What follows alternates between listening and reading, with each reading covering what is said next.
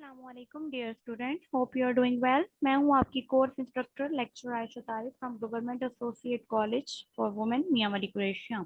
हम जो अपना कोर्स स्टडी कर रहे हैं वो है हीट एंड थर्मोडायनेमिक्स। हमारी recommended book physics for scientist and engineers में जो इसका पोर्शन है वो है थर्मोडायनेमिक्स। हम बेसिकली उसका चैप्टर 19, 20, 21 ये स्टडी कर चुके हैं। आज जो हमने स्टडी करना है वो चैप्टर नंबर 22 का टॉपिक नंबर 5 है, गैसोलीन एंड डीजल इंजन। ठीक है, इससे पहले हम लोगों ने कार्नोट इंजन और कार्नोट साइकिल को, कार्नोट थ्योरम को डिस्क्राइब किया कि वो क्या रिवर्सिबल इंजन है और कैसे वर्क करता है। अब हम डिस्क्राइब करने लगे हमारे इसके अलावा दो इंजन जो रियल लाइफ इंजन है वो क्या है, गैसोलीन इंजन है, दूसरा डीजल इंजन है। वो कैसे वर्किंग करते हैं, उनकी क्या चीज है वो ये देखते हैं।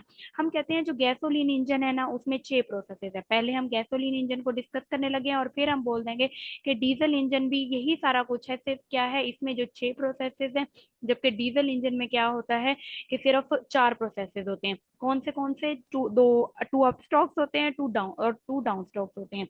अच्छा, अब ये इसमें जो बात की हुई है अप स्ट्रोक्स और डाउन स्ट्रोक्स की, उसमें सिर्फ आपने ये याद रखना है अप स्ट्रोक से मुराद है जब पिस्टन अपवर्ड मूव करता है वो अप स्ट्रोक हो जाएगा, जब पिस्टन डाउनवर्ड मूव करता है वो क्या हो जाएगा, डाउन स्ट्रोक हो जाएगा। मींस उसका वो वाला हिस्सा या वो वाला पोर्शन जिसमें वो नीचे या ऊपर मूव कर रहा है।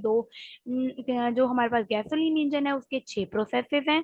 ठीक है, जो कि नीचे फिगर में दिखाए हुए हैं, हम उसको डिस्कस करेंगे।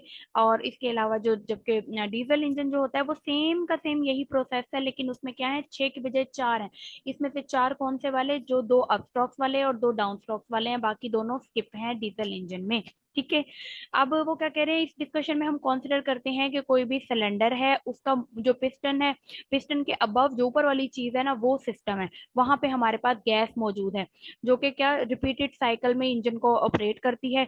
इस पूरे साइकिल को जो ऑपरेट करता है डीजल गैसोलीन इंजन में उसे हम ऑटो साइकिल कहते हैं, उसे पीवी डायग्राम पे शो किया गया है। अब हम कंसिडर करें अपने ये जो हमारे 6 प्रोसेसेस हैं, इनको डिस्कस करते हैं पहले। ठीक है, इसमें पहला जो प्रोसेस है ना वो क्या है, इनटेक।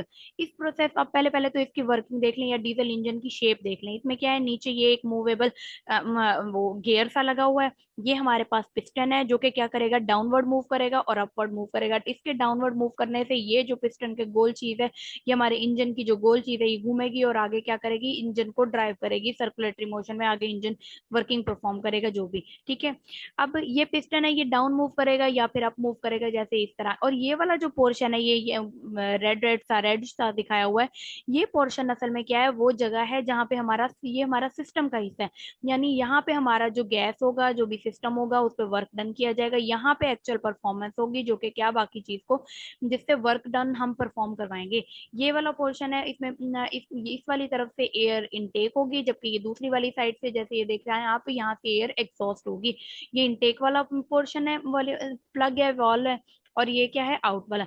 और यहाँ पे दरमियान में ये एक लगा हुआ है स्पार्क प्लग। आप स्पार्किंग प्लग यूज होता है हमारे गैसोलीन इंजन में। ठीक है, ये अब ये चीज देखें।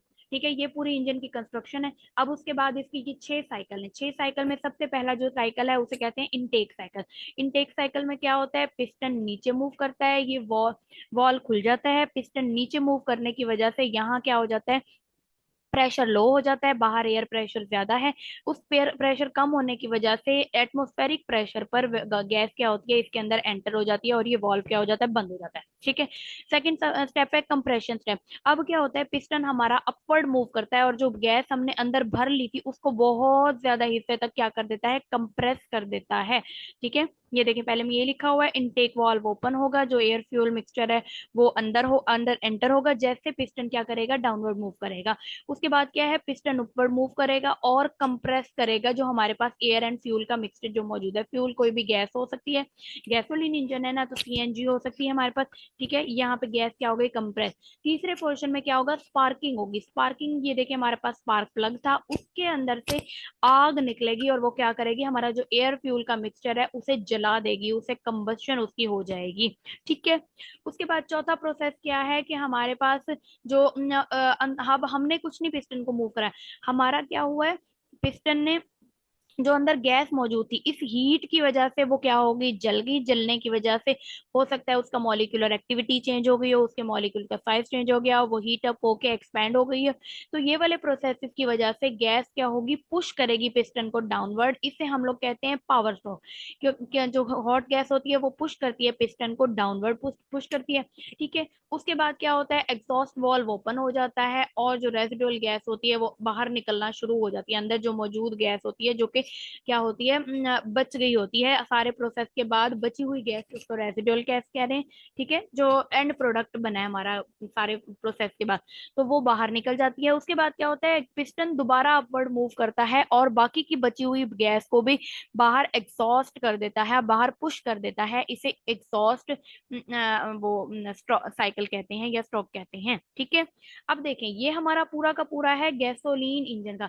लेकिन हमने क्या पढ़ा, जो डीजल इंजन है उसमें 4 स्टेप होते हैं, उसमें 2 स्टेप कौन से होते हैं, अप स्ट्रोक वाले, 2 स्टेप होते हैं डाउन स्ट्रोक वाले, बाकी 2 पोर्शन नहीं होते। यानी उसमें क्या है, एक इनटेक वाला है, एक कंप्रेशन वाला। ये डाउन स्ट्रोक, अप स्ट्रोक, ये स्पार्किंग वाला पोर्शन उसमें नहीं है। फिर डाउन स्ट्रोक पावर वाला ऑप्शन है। ठीक है। उसके बाद क्या है, एग्जॉस्ट वाला ऑप्शन है।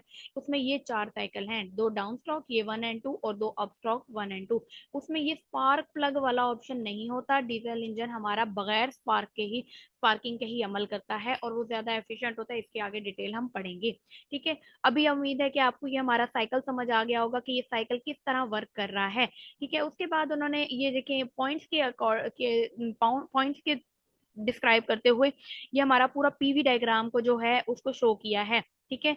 उसमें उन्होंने क्या बताया, 0 से लेकर ए तक हमारा कौन सा स्ट्रोक है, इनस्टेक स्ट्रोक। इसमें क्या होता है, हमारा वॉल्यूम V2 से V1 में चेंज हो गया है और हमारा क्या हुआ है, V2 से V1 में चेंज हुआ है, एटमॉस्फेरिक प्रेशर पे गैस जो है इंटर हुई है। फिर उसके बाद क्या हुआ है, ए से लेकर बी तक। ए से लेकर बी तक कौन सा वाला प्रोसेस है, जब हमने गैस को क्या किया है, कंप्रेस किया है। गैस कंप्रेस करने से वॉल्यूम V1 से V2 हो गया है वापस। और क्या हुआ है, टेम्परेचर में हल्का सा चेंज आया है, मतलब TA लाइन पे और TB लाइन पे। ये हमारे पास कौन सा प्रोसेस है, कंप्रेशन स्ट्रोक है। और इसमें कौन सा प्रोसेस हुआ है, एडियाबैटिकली प्रोसेस हुआ है, क्योंकि हमने कहा है हमारा जो वॉल है, जो हमारा सिलेंडर है, वो सारा इंसुलेट किया हुआ है। वॉल्यूम चेंज हो गया और टेम्परेचर क्या हो गया, TA से इस लाइन पे TA टेम्परेचर है, से टेम्परेचर TB हो गया। ठीक है। अब उसके बाद हम लोगों ने क्या किया, हमने किया है कंबस्टन। कंबस्टन में क्या हुआ है, स्पार्किंग हुई है। स्पार्किंग आपको पता है, हमने हीट दी है, यानी QH हीट एंटर हुई है सिस्टम में, और सिस्टम का क्या हो गया, B से लेकर C तक वो टेम्परेचर चेंज हो गया, प्रेशर सिर्फ चेंज हो गया है हीट के बढ़ने की वजह से, और वॉल्यूम क्या रह गया, कांस्टेंट रह गया। उस एक छोटे से पोर्शन की बात कर रहे हैं जब सिर्फ स्पार्किंग हुई है। स्पार्किंग इतने थोड़े से टाइम में होगी, इतनी जल्दी रिएक्शन होगा कि ऐसे लगेगा कि अभी स्पार्क ऑन किया और हमारी गैस ने एक्सपेंड होना शुरू हो गया। लेकिन हमने क्या किया, इस वाले स्पार्किंग वाले पोर्शन और गैस के एक्सपेंड होने वाले पोर्शन को अलग अलग डिस्क्राइब किया है। स्पार्किंग वाला पोर्शन बहुत ही थोड़े टाइम के लिए हुआ है। हमारे गैस का वॉल्यूम हमने उस टाइम के लिए कंसीडर किया है जब क्या रहा है, कांस्टेंट वॉल्यूम रहा है। ये हमारे पास हीट एंटर हो गई, गैस का टेम्परेचर इंक्रीज हो गया और प्रेशर भी इंक्रीज हो गया, वॉल्यूम कांस्टेंट रहा। उसके बाद हमारा क्या हुआ कि गैस हमारी C से लेकर D तक एडियाबैटिकली वो हुई, एक्सपेंड हुई। उसने पिस्टन को मूव कर दिया डाउनवर्ड और क्या कर दिया, हीट अब एडियाबैटिकली, और उसका टेम्परेचर थोड़ा सा डाउन हो गया, work done on the piston की वजह से। ठीक है।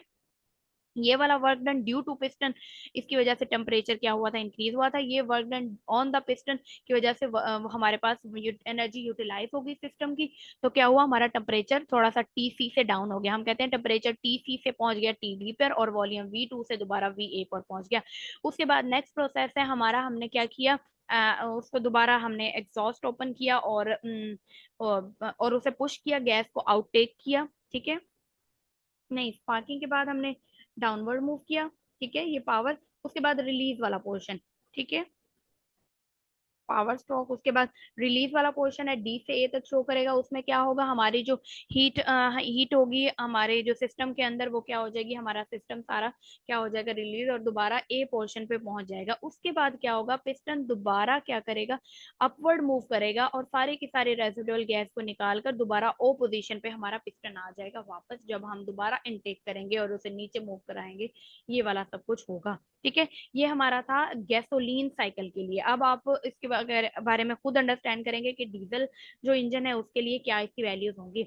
अगर हम एयर फ्यूल के मिक्सचर के लिए देखें कि उसकी एफिशिएंसी क्या होगी इस ऑटो साइकिल की, ये जो पीवी डायग्राम के थ्रू हमने ऑटो साइकिल शो किया, इस ऑटो साइकिल की एफिशिएंसी की ये वैल्यू आएगी। इस वैल्यू को हम अभी न्यूमेरिकल में कैलकुलेट करके दिखाएंगे कि वैल्यू कैसे आई। सिर्फ आपको अभी फिलहाल पता होना चाहिए कि V1 और V2 क्या है, कंप्रेशन रेशियो है, गैमा हमारे पास क्या है, मोलर स्पेसिफिक हीट की रेशियो है, CP ओवर CV की।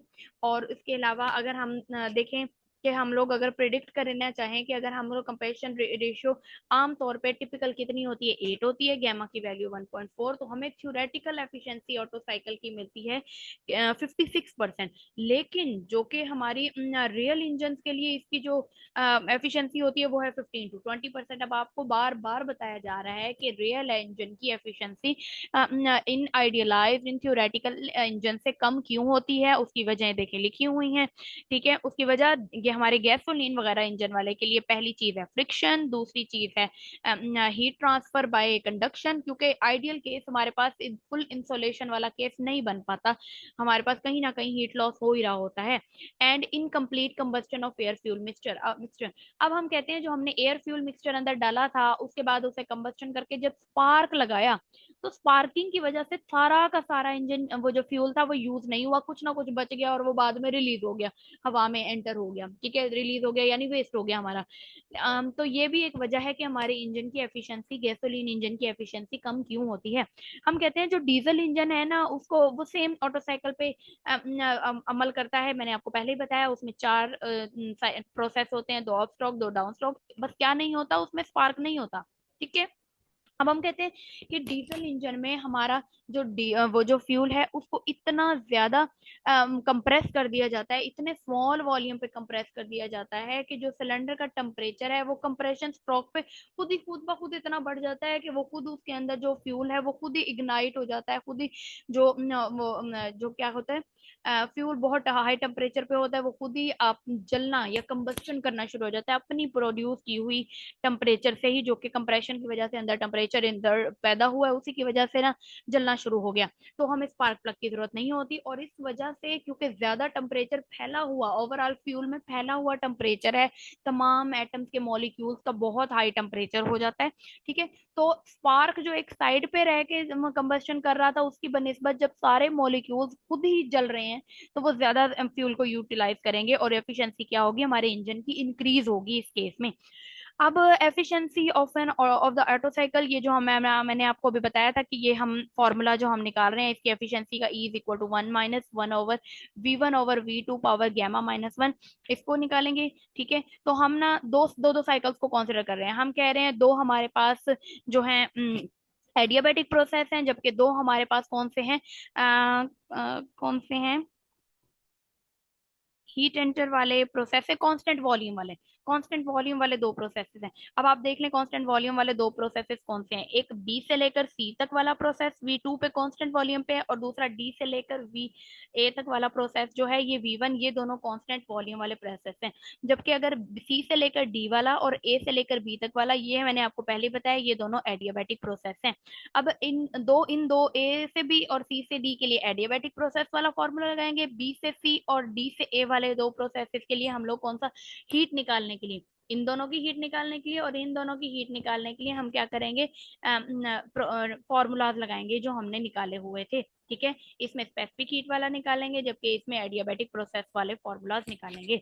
देखें उन्होंने ऐसे किया, स्पेसिफिक बी से सी और डी से ए जो हमारे पास दोनों प्रोसेसेस थे ये हमारे पास थे कांस्टेंट वॉल्यूम वाले प्रोसेसेस, इस पे हम लोगों ने specific heat and constant volume वाले फॉर्मूला लगा दिया। ठीक है, डेल्टा टी की बजाय हमने टी सी ओवर जो फॉर्मूला में बी से C - B, ठीक है, ये वाले फॉर्मूला लिख दिए। उसके बाद हमने क्या कर दिया, हमारे पास ये वैसे ओरिजिनल वैल्यू होती है E is equal to 1 - QC/QS। ठीक है, ये हमारे पास एफिशिएंसी की ओरिजिनल वैल्यू है। हमने QC और QH की वैल्यूज पुट कर दी। QC और QH हमने उस लिहाज से देखा है कि जब हमारा टेम्परेचर शिफ्टिंग किस केस में है, हमारे बी से सी प्रोसेस में जो है टेम्परेचर जो हमारे मिक्सचर का टेम्परेचर है वो हाई हो रहा है, ठीक है, यानी गेन ज्यादा है, और जबकि डी से ए वाले प्रोसेस में हमारे सिस्टम का टेम्परेचर लो हो रहा है या heat transfer out of the system हो रही है, तो इसलिए हमने इसे QC कह दिया, कोल्ड रिजर्वायर कह दिया। ठीक है, ये हमारे पास वो वैल्यू आ गई। इसके बाद हमने QC ओवर QH की वैल्यू पुट की, NCV दोनों से ऊपर नीचे कैंसिल हो गया, ये वैल्यू बच गई तरफ। ठीक है, अब दूसरे दोनों एडियाबैटिक प्रोसेस A से B और C से D कंसीडर किया हमने। कहा A से B के लिए भी हम TV gamma minus one equal to constant वाला प्रोसेस लगा देते हैं, और C से D के लिए भी TV gamma minus one is equal to constant वाला प्रोसेस लगा देते हैं। ये वैल्यूज आ गई। उसके बाद हमने क्या किया है, अब इस वाली पहली वाली इन दोनों इक्वेशंस को हमने क्या किया है, डिवाइड किया है। आई थिंक टी ए, नहीं, इधर से टी ए निकाला है, ठीक है, दूसरी साइड पे टी बी और ये वैल्यू चली गई। इधर से हम लोगों ने क्या निकाला है, टी डी निकाला है, और ये वैल्यू हमारे पास दूसरी तरह बन गई। हमने टी ए और टी डी की वैल्यू,